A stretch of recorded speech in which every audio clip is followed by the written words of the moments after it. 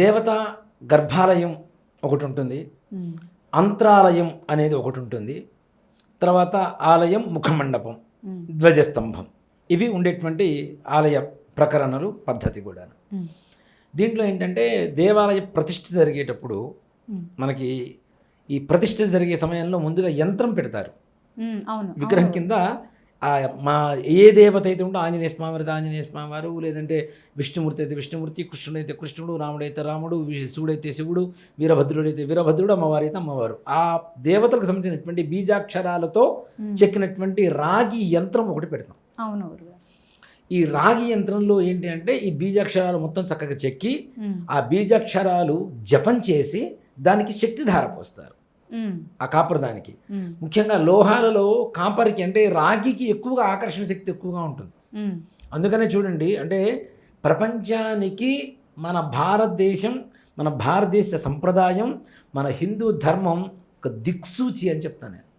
ఎలా అంటే ఇప్పుడైనా మీరు సిమ్ కార్డులో కాపరే ఉంటుంది. అవును గురుగారు. అవునా?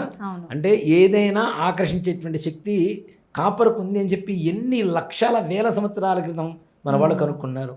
మరి ప్రపంచం మొత్తానికి మనది మార్గదర్శకమేగా మన దేశం, మన సంప్రదాయం కూడా. కాబట్టి ఈ రాగి యంత్రాన్ని పెడతారు. ఈ రాగి యంత్రం ఎప్పుడు పెడతారు?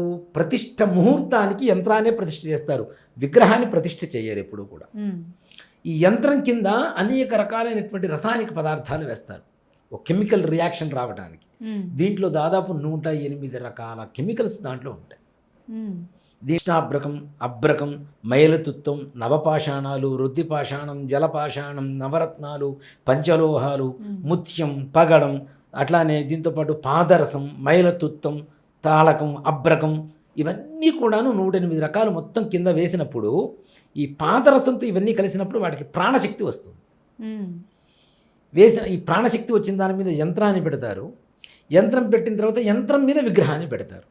విగ్రహం చూడండి, ప్రతి చోట విగ్రహానికి ప్రతిష్ఠించక ముందు మనకు చూస్తే తెలుస్తుంది, పీఠానికి కింద చిన్న కొసలాగా ఉంటుంది, ఒక కోన్లాగా ఉంటుంది.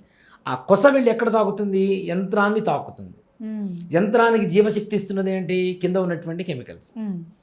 వీటి వల్ల యంత్రానికి ఒక పాజిటివ్ ఎనర్జీ అనేటువంటిది పాస్ అవుతూ ఉంటుంది. దానే దైవశక్తి అని చెప్పి పిలుస్తున్నాం, ప్రాణశక్తి అని పిలుస్తాం.